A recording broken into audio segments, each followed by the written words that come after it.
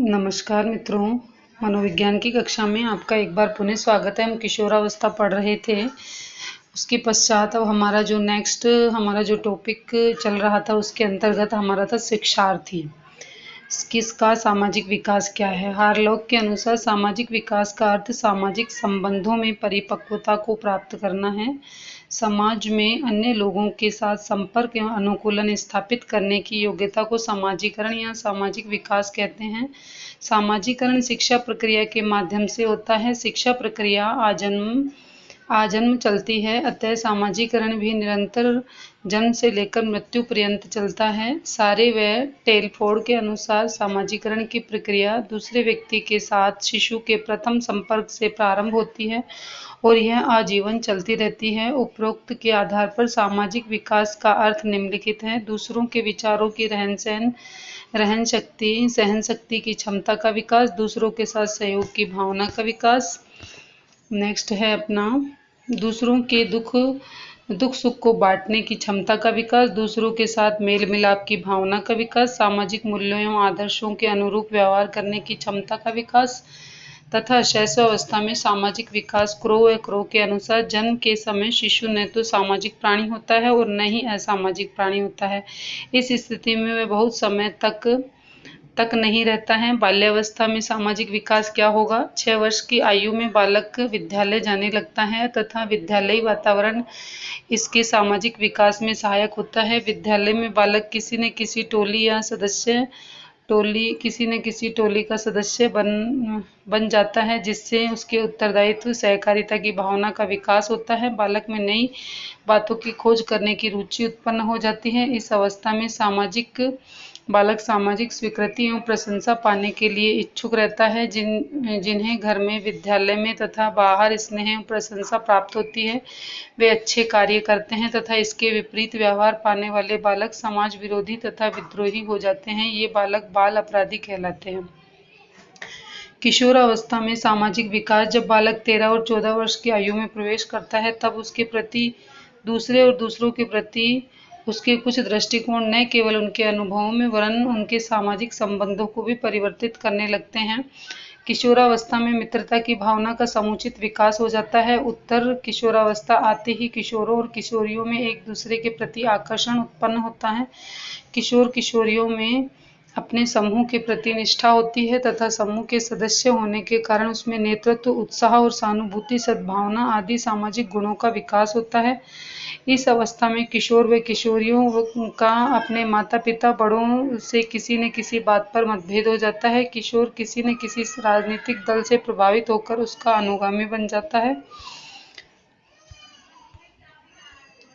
सामाजिक विकास को प्रभावित करने वाले कारक। वंशानुक्रम। क्रो के अनुसार शिक्षा की प्रथम मुस्कान या उसका विशिष्ट व्यवहार वंशानुक्रम से उत्पन्न होने वाले हो सकते हैं तथा स्वस्थ एवं अच्छे व्यक्ति मानसिक विकास वाला बालक अपने समाज में शीघ्र नियोजित कर लेता है तथा संवेग। नकारात्मक और सकारात्मक संवेग मानसिक विकास को प्रभावित करते हैं। क्रो के अनुसार संवेगात्मक और सामाजिक विकास साथ साथ चलते हैं। परिवार से जिस संतान को अधिक स्नेह और प्रशंसा मिलती है वह अच्छा व्यवहार करते हैं कि जिस संतान की उपेक्षा की जाती है वह समाज विरोधी कार्य करने लगता है, बाल अपराधी बन जाता है। अनुचित समूह बालक को अपराधी बना देते हैं। जैसे विद्यालय।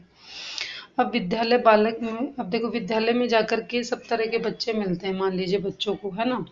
तो बालक के सामाजिक विकास की दृष्टि से परिवार के बाद विद्यालय का सबसे अधिक महत्वपूर्ण स्थान होता है। फिर होता है उनके शिक्षक। जो शिक्षक शिष्ट, शांत और सहयोगी प्रवृत्ति के होते हैं तथा उन्हें अपने विषय का पूर्ण ज्ञान होता है, तो वे शिष्य भी उन्हीं की भांति बनने का प्रयास करते हैं। खेल कूद। बालक खेल के द्वारा ही सामाजिक प्रवृत्तियों एवं सामाजिक व्यवहार का प्रदर्शन करता है। सामाजिक विकास का महत्व। शैक्षिक महत्व। शिक्षा का एक मुख्य उद्देश्य बालक का सामाजिक विकास करना होता है, ठीक है। इसलिए शिक्षा को संप्रयोजन क्रिया भी कहा जाता है। बालक की बुद्धि के अनुसार ही शिक्षा प्रदान करनी चाहिए ऐसा न होने से मंदबुद्धि बालक कक्षा में अपने को समायोजित नहीं कर पाता है, जिससे उसमें हीन भावना का विकास होने के कारण उसका सामाजिक विकास कुंठित हो जाता है। जॉन डेवी के अनुसार विद्यालय समाज का सच्चा प्रतिनिधि होना चाहिए। जॉन डेवी ने विद्यालय को लघु समाज की संज्ञा दी है। जॉन डेवी ने विद्यालय को क्या दी है? लघु समाज की संज्ञा दी है। ठीक है, नेक्स्ट देखिए संवेगिक विकास। संवेग भाव तथा अनुभूति के अति निकट होने के कारण भाव की मात्रा बढ़ जाती है तथा शरीर उद्दीप्त हो जाता है। उस उद्दीप्त को ही संवेग, भय, क्रोध, प्रेम, ईर्ष्या, चिंता, जिज्ञासा आदि कहा जाता है। संवेगों के अतिरिक्त ऊर्जा प्राप्त होती है। संवेग आकस्मिक परिस्थितियों में सुरक्षा प्रदान करते हैं। बालकों के संवेगों का महत्व। बालकों को जिज्ञासा, स्नेह, हर्ष आदि में सहानुभूति होती है तथा साथ ही क्रोध और भय जैसे संवेगों की अभिव्यक्ति कर बालक तनाव मुक्त हो जाता है। बालक के सभी संवेग और संवेगात्मक अनुक्रियाएं उसकी सामाजिक अंतःक्रियाओं को प्रभावित करती है। बालक के जीवन के प्रति दृष्टिकोण संवेगों को प्रभावित होता है। बच्चे संवेगों के द्वारा आत्म मूल्यांकन तथा सामाजिक मूल्यांकन करते हैं। संवेग बालक को क्रियाशील बनाते हैं। बालकों के संवेगों के कारण बढ़ी हुई क्रियाशीलता यदि व्यक्त नहीं होती है तो उसमें वाणी संबंधी दोष उत्पन्न हो जाते हैं। अंगूठा चूसने और नाखून काटने जैसे व्यवहार भी विकसित हो जाते हैं। संवेगों में शारीरिक परिवर्तन होता है तथा बालकों के संवेग उसके मनोवैज्ञानिक वातावरण को प्रभावित करते हैं। संवेगों के विकास में अधिगम का महत्व। संवेगों के विकास में मुख्यतः 3 प्रकार के अधिगमों का योगदान होता है: प्रत्यय और भूल के द्वारा सीखना, अनुकरण के द्वारा सीखना और अनुबंधन के द्वारा सीखना। बालक का प्रयत्न और भूल के द्वारा सीखना बालक के पूर्व अनुभवों पर आधारित है। इस प्रकार का सीखना बालक के संवेगात्मक विकास के केवल अनुक्रियात्मक पक्ष को प्रभावित करता है। बालक संवेगात्मक अभिव्यक्ति के द्वारा बाल्यावस्था में ही अधिक सीखता है।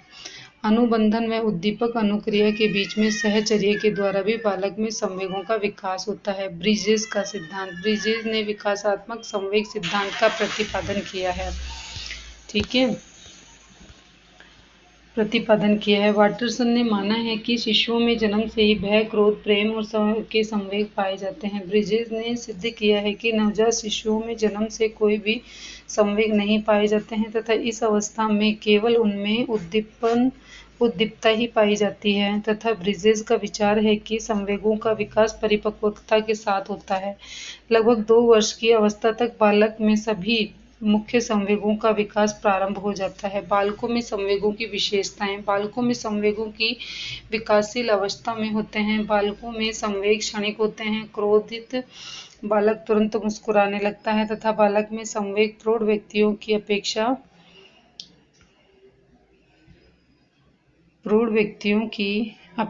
जल्दी उत्पन्न होते हैं। बालक में संवेगों की तीव्रता अधिक होती है। बालकों में संवेगात्मक अनुक्रिया में व्यक्तिक परिवर्तन। शिशुओं की आयु बढ़ने के साथ उनकी संवेगात्मक अनुक्रिया में व्यक्तित्वता आती है। व्यक्तित्वता के कारण ही एक बालक डर के कारण भागना प्रारंभ कर देता है, दूसरा स्तब्ध खड़ा रह जाता है और तीसरा अपनी मां के आंचल में छिप जाता है। बालकों के संवेगों की शक्ति परिवर्तित हो जाती है। बालकों के संवेगों की अभिव्यक्ति का प्रकाशन शीघ्र होता है तथा बालकों को बेचैनी, दिवा स्वप्न, रोना, चिल्लाना, नाखून काटना, उंगली अंगूठा चूसना, भाषा अभिव्यक्ति में अस्थायी दोषों से बालकों की संवेगात्मकता का पता चलता है। संवेगात्मक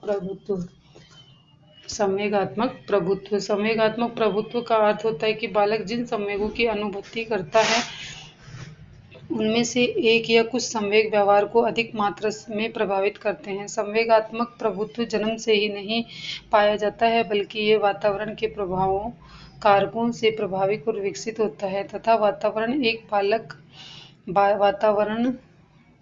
एक बालक यदि किसी वातावरण में पल रहा है जहाँ पर क्रोध, घृणा और ईर्ष्या का वातावरण रहता है तो बालक में निश्चित रूप से इन संवेगों की प्रधानता निश्चित रूप से होगी, क्योंकि बालक जो देखता है वही सीखता है। उसमें सुखात्मक संवेग कम से कम होंगे तथा बालक का स्वभाव बहुत अधिक संवेगात्मक प्रभुत्व में प्रभावित होता है। और यदि किसी बालक में सुखदायक संवेगों की प्रधानता है तो उसमें सुरक्षा की भावना होगी, आत्मबल होगा। ऐसे बालक के मित्र अधिक होते हैं तथा माता पिता को चाहिए कि बालक में सुखदायक संवेगों को बढ़ावा दे। ठीक है, अब नेक्स्ट देखिए बाल्यावस्था में संवेग, सबसे पहले होता है भय। बाल्यावस्था में क्या है? संवेग। अब संवेग में सबसे पहला कौन है? भय। अब भय की अवस्था में बालक में रोने, चिल्लाने, कांपने, रोंगटे खड़े होने तथा सांस और हृदय की धड़कन मंद होने तथा रक्तचाप बढ़ जाने जैसे मुख्य लक्षण उत्पन्न होते हैं। शर्मिलापन। शर्म एक प्रकार का भय है जिससे दूसरे व्यक्ति के संपर्क में आने से, परिचय प्राप्त होने से बालक झिझकता और कतराता है। ठीक है। शर्म के मारे बालक अकेला रह जाता है। इस प्रकार के बालक समूह के द्वारा कम पसंद किए जाते हैं और इन्हें कभी समूह का नेता नहीं बनाया जा सकता, तो सामाजिक अधिगम से वंचित रह जाते हैं। परेशानी। परेशानी एक प्रकार का काल्पनिक भय है जो बालक के स्वयं के मन की उपज या उत्पादन होता है। चिंतन। चिंता व्यक्ति की वह कष्टप्रद मानसिक स्थिति है जिससे कि वे भविष्य की विपत्तियों की आशंकाओं में से व्याकुल रहता है। क्रोध।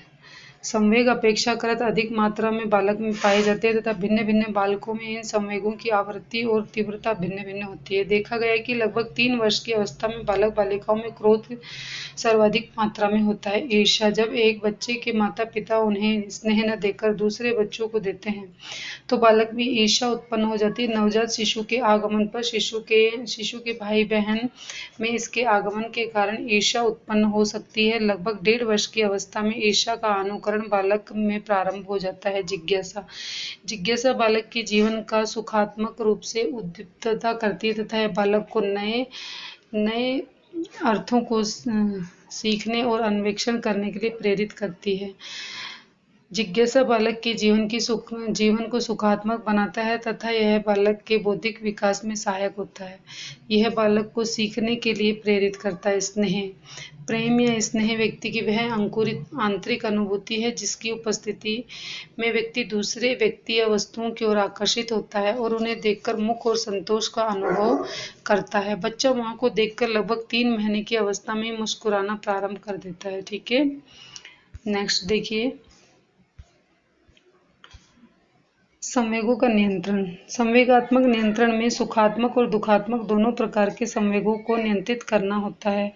शमन। यह एक प्रकार की मानसिक मनोरचना है जिसके द्वारा व्यक्ति अभिप्राय तथा दुखद और कष्टकारी घटनाओं, विचारों, इच्छाओं और प्रेरणा आदि को चेतना से जानबूझकर निकाल देता है। उदाहरण, यदि सुबह सुबह अखबार वाले से झड़प में बहुत क्रोध आया तो बहुत बुरा लगा, तो इस बात को दिमाग से यह कहकर निकाल दिया कि जो हुआ सो हुआ, अखबार वाला तो बेवकूफ है, और इस प्रकार का विचार करके किसी अन्य कार्य में जुट जाएं। संवेगात्मक शक्ति को समाज के द्वारा स्वीकृत ढंग से व्यक्त करना, इसे मार्गांतरीकरण भी कहा जाता है। विस्थापन। यह वह मनोरचना है जिसमें किसी वस्तु या विचार से संबंधित संवेग किसी अन्य वस्तु या विचार से स्थानांतरित हो जाता है। उदाहरण, कोई अपनी स्त्री से क्रोधित हो परंतु अपनी स्त्री पर क्रोध व्यक्त न करके वे कुत्ते या किसी अन्य पर क्रोध व्यक्त करे, है ना। अध्यावसाय। बालक के संवेगों को नियंत्रित करने के लिए एक ढंग यह है कि बालक में संवेगों के उत्पन्न होने और व्यक्त करने का समय ही न मिले। इसके लिए आवश्यक है कि बालक को पढ़ने, लिखने या किसी अन्य लाभकारी कार्य में व्यस्त रखा जाना चाहिए। प्रतिगमन। कोलमैन के अनुसार अहम एकता और संगठन को बनाए रखने के लिए, तनाव को दूर करने के लिए जब व्यक्ति कम परिपक्व प्रत्युत्तर का सहारा लेता है तो वह मनोरचना प्रतिगमन कहलाती है। उदाहरण, बालक ईर्ष्या और क्रोध को तोड़फोड़ कर बिस्तर पर पेशाब करके व्यक्त करे तो वह प्रतिगमन होता है। संवेगात्मक रेचन। रेचन का अर्थ होता है शारीरिक संवेगों को मुक्त करना, और इसके 2 प्रकार होते हैं। एक तो शारीरिक रेचन, बालक में संवेगों के कारण उत्पन्न शारीरिक शक्ति का व्यय मुख्यतः 3 प्रकार से होता है। विभिन्न खेलों के द्वारा, चिल्लाने के द्वारा या जोर से हंसने के द्वारा। ठीक है। मानसिक रेचन। अधिकांश बच्चे अपने संवेगों के कारण उत्पन्न शक्ति को दिखलाने के लिए दिव्य सपनों का सहारा लेते हैं। संवेदना और प्रत्यक्षीकरण का विकास। आँख, नाक, कान, जीभ, त्वचा आदि ज्ञानेंद्रियों के माध्यम से बालक को जो उत्तेजना के बाह्य गुणों का क्षणिक ज्ञान प्राप्त होता है उसे संवेदनीय ज्ञान कहते हैं। वातावरण से प्राप्त होने वाले उत्तेजनाओं का तत्कालिक विस्तृत ज्ञान कराने वाली मानसिक प्रक्रिया प्रत्यक्षीकरण कहलाती है। मानसिक प्रक्रिया ही क्या कहलाती है? प्रत्यक्षीकरण कहलाती है। ठीक है। आगे देखिए, आगे क्या है। प्रत्यक्षीकरण प्रक्रिया। प्रत्यक्षीकरण प्रक्रिया का अनुभव संवेदनाओं और मस्तिष्क पर आधारित होता है तथा संवेदनाओं और मस्तिष्क पर आधारित होता है। प्रत्यक्षीकरण प्रक्रिया सर्वथा संरचित तथा संगठित होती है। संवेदना और प्रत्यक्षीकरण किसी भी ज्ञानेंद्रियों के माध्यम से हो सकता है। उदाहरण के लिए आंखों के द्वारा उद्दीपक के रूप में रंग आकार का ज्ञान होना तथा कानों के द्वारा उद्दीपक की ध्वनियां सुनाई देना, जीभ के द्वारा उद्दीपक के स्वाद, कड़वा या मीठे का पता लगना, नमकीन का पता लगना, नाक के द्वारा उद्दीपक की गंध का ज्ञान तथा त्वचा संबंधी स्पर्श अनुभूति। शैशवावस्था में प्रत्यक्षात्मक विकास। जन्म के समय शिशु की आंख का न्यूरोमस्कुलर सिस्टम अधिक परिपक्व नहीं होता है। शिशु उन उद्दीपकों की ओर अधिक आकर्षित होता है जो उद्दीपक उनके परिचितों के समान हैं।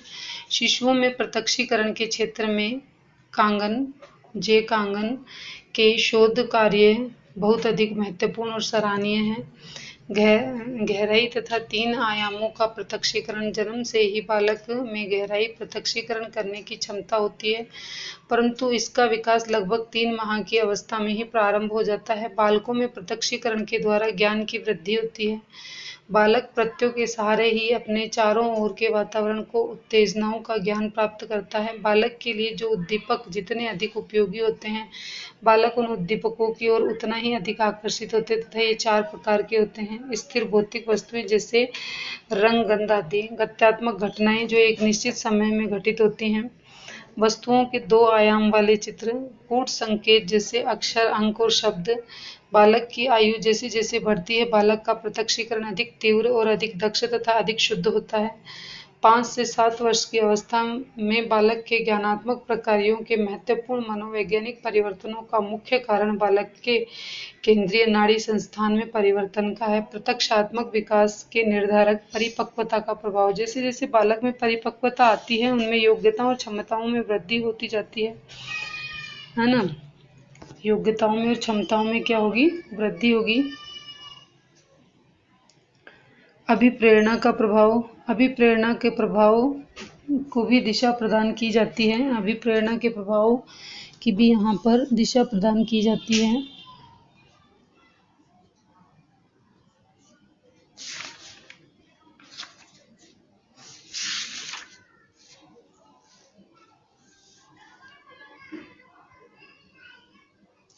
अभिप्रेरणा का प्रभाव। अभिप्रेरणा के कारण व्यवहार को दिशा प्रदान की जाती है। अभिप्रेरणा का प्रभाव। अधिगम के द्वारा होने वाले व्यवहार संबंधी स्थायी परिवर्तनों से बालक में प्रत्यक्षीकरण की प्रक्रिया प्रभावित होती है। पूर्वानुमान एवं आदत का प्रभाव। पूर्वानुमान एवं आदत का प्रभाव। मस्तिष्क आघात का प्रभाव। यदि मस्तिष्कीय आघात और अति गंभीर प्रकृति का होता है तो बालक में प्रत्यक्षीकरण से संबंधित योग्यता अवरुद्ध तक हो सकती है। ज्ञानेंद्रियों का दोष। ज्ञानेंद्रियां क्या हैं? ज्ञानेंद्रियों का दोष। उदाहरण, यदि कोई बालक रंगांध है तो इस संबंध में इसका प्रत्यक्षीकरण प्रभावित रहता है। समाज और आर्थिक कारणों का प्रभाव। सामाजिक और आर्थिक कारणों का प्रभाव। बोध का विकास प्रत्यय। अब देखिए बोध का विकास प्रत्यय क्या है ना। बालक बोध के द्वारा अपने चारों ओर के मनोवैज्ञानिक वातावरण को, उसमें उपस्थित लोगों एवं स्वयं अपने आप में समझ सकता है या ज्ञान प्राप्त कर सकता है अथवा प्रत्यक्षीकरण कर सकता है। बोध के द्वारा वह अपने आप की विभिन्न खतरों से सुरक्षा करता है। बालक अपने जीवन में जो ज्ञान अर्जित करता है, बोध इसी ज्ञान पर आधारित होता है। बालक में बोध का विकास मुख्यतः परिपक्वता और अधिगम के आधार पर होता है। बोध की क्षमता उन बालकों में अधिक होती है जिनमें मानसिक विकास सामान्य से अधिक होता है। अधिगम की भी बोध के लिए आवश्यक है। अधिगम के द्वारा एक बालक एक ज्ञानेंद्रियों से संबंधित विभिन्न उद्दीपकों में भेद करना सीख जाता है। बालक जिस दिन से उद्दीपकों में भेद करना सीखने लगता है, उसी दिन से उसमें बोध का विकास प्रारंभ हो जाता है। प्रत्यय का अर्थ। प्रत्यय क्या है? बोध परिपक्वता और अधिगम के अतिरिक्त प्रत्ययों पर भी आधारित होता है। प्रत्यय ज्ञानात्मक संगठन की एक व्यवस्था है तथा गुणों का एक सेट है जो कि वर्तमान में उत्तेजना के संबंध में गत अनुभवों से कुछ विशिष्ट लक्षणों को उपस्थित करता है। संकेत किसी एक या विशिष्ट घटना को प्रतिनिधित्व करते हैं, जबकि प्रत्यय कई घटनाओं में समान कुछ गुणों का प्रतिनिधित्व करता है। प्रत्यय से किसी वर्ग में पाई जाने वाली वस्तुएं तथा उनके सामान्य गुणों का बोध होता है। प्रत्यय संकेतात्मक व प्रतीकात्मक भी होते हैं। प्रत्यय नए अनुभवों और ज्ञान में वृद्धि के साथ साथ परिवर्तित होते रहते हैं। प्रत्यय दो प्रकार के होते हैं, मूर्त प्रत्यय और अमूर्त प्रत्यय। ठीक है, प्रत्यय कितने प्रकार के होते हैं? मूर्त प्रत्यय और अमूर्त प्रत्यय। ठीक है, प्रत्यय कितने प्रकार के होंगे हमारे? मूर्त और अमूर्त प्रत्यय। अब इससे आगे जो हमारे नेक्स्ट वीडियो जो होगा उसके अंतर्गत हम पढ़ेंगे, नहीं तो ये वीडियो बहुत बड़ा हो जाएगा। वैसे भी 20 मिनट का हो गया है। ठीक है, इससे देखो हम कोई इसमें समझने का या कुछ ऐसा कुछ नहीं पढ़ रहे, हम तो dot to dot line to line चल रहे हैं। ठीक है, और परीक्षा से रिलेटेड अगर मान लीजिए इसमें से कोई प्रश्न बनता है तो अपन इसमें से देख सकते हैं, क्योंकि हमने इसको पढ़ा है और सुना है। सुनने मात्र से भी मित्रों याद हो जाता है। इसलिए मेरे द्वारा दी गई यदि जानकारी आपको अच्छी लगी तो मैं अपनी तरफ से आपके लिए पूरे प्रयास कर रही हूँ। और यदि मेरे द्वारा दी गई आपको जानकारी अगर अच्छी लगी तो आप मेरे चैनल को लाइक, शेयर एंड सब्सक्राइब करें, अपने मित्रों के साथ बांटें। जय हिंद, जय भारत, नमस्कार।